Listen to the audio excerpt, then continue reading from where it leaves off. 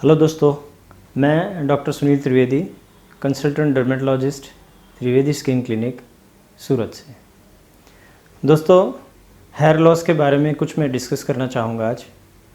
Hair loss माने बाल झड़ना एक आम बात है, पर बाल झड़ते झड़ते एकदम से बाल झड़ने की संख्या बढ़ जाती है तो वो एक स्ट्रेस देने लगता है, वो एक डिसीज़ के तौर पे उभर आता है।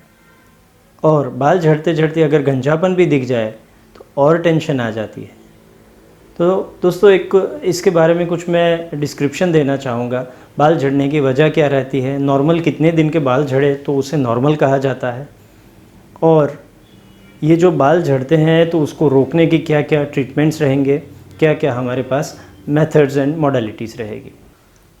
तो दोस्तों, बाल झड़ते हैं, कंघी में झड़ते हैं, बाथरूम में झड़ते हैं, तकिए में झड़ते हैं। बाल झड़ते झड़ते इतने झड़ते हैं कि अगर वो बाल नॉर्मली 100 से ऊपर चले जाए तो उसको हम डिसीज़ के तौर पे गिनते हैं।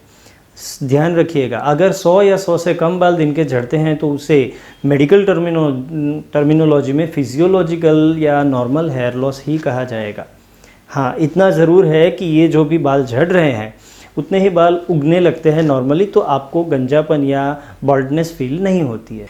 एलोपेशिया यानी हेयर लॉस जो है वो अलग अलग प्रकार के रहते हैं। एलोपेशिया एक कॉइन शेप्ड सिर में से बाल उड़ जाते हैं उसको एलोपेशिया एरिएटा बोलते हैं।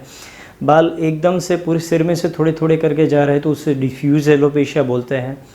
किसी स्ट्रेस के बाद या किसी डिसीज़ की रिकवरी के बाद अगर हेयर लॉस होता है तो उसको टेलोजन हेयर लॉस बोलते हैं। टेलोजन हेयर लॉस के 3-4 अलग अलग रीजंस होते हैं। मोस्ट प्रोबेबली टाइफॉइड या कोई लंबी सर्जरी उसके बाद हेयर लॉस होना, या फिर प्रेगनेंसी या ब्रेस्ट फीडिंग वाले फेज़ के अंदर या उसके बाद हेयर लॉस होना, ये टेलोजन हेयर लॉस होता है।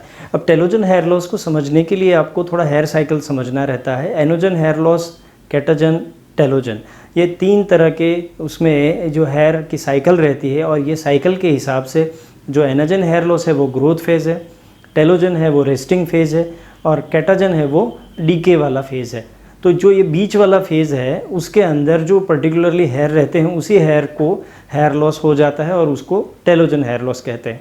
टेलोजन हेयर लॉस एक ट्रांजिएंट यानी टेम्पररी फेज़ है। अगर ये फेज़ के अंदर डाइट रिप्लेसमेंट अच्छा लिया जाए, प्रॉपरली आप उस कंडीशन को इन्वेस्टिगेट करके उसी जो डिफिशिएंसी है उसको अगर रिप्लेस कर दिया जाए और प्रॉपर फॉलोअप डर्मेटोलॉजिस्ट के पास ले लिया जाए तो ये क्रोनिक स्टेज में नहीं जाता है और इसको हम अच्छे से मैनेज कर पाते हैं। कॉइन शेप वाला जो मैंने कहा एलोपेशिया एरिएटा, अब ये चीज़ भी ऐसी है कि उसके अंदर हम कुछ इंजेक्शंस ज़रूरत रहने पर देते हैं जिससे बाल वापस आ जाते हैं, और ये फैलने से रोकने के लिए भी इसके लिए जो ट्रीटमेंट रहती है वो डर्मेटोलॉजिस्ट से आप ले सकते हैं। और आपको अगर ये वीडियो अच्छा लगा है तो आप उसको लाइक कीजिए, शेयर कीजिए, कमेंट दीजिए और सब्सक्राइब करना ना भूलें। Thank you.